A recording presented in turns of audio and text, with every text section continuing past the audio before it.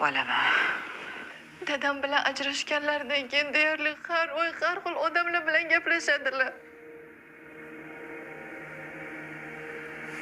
Ularning qiliqlaridan mahallada bosh ko'tara olmay qoldim.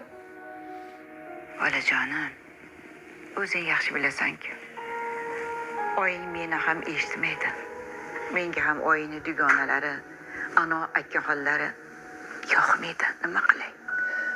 Buvijon, sizga aytgan yigit bor-ku. Ha? O'sha menga sovchi qo'ymoqchi. Lekin mahalladagilar oyim haqida yomon gap aytishsa-chi? Shunaqa degan qizim. Menga qara qizim. Unaqa bo'lsa, sovchilarni Yunusoboddagi uyimizda kuta qolaylik, a? Nima deding? U yerda qo'shnilar meni yaxshi bilishadi.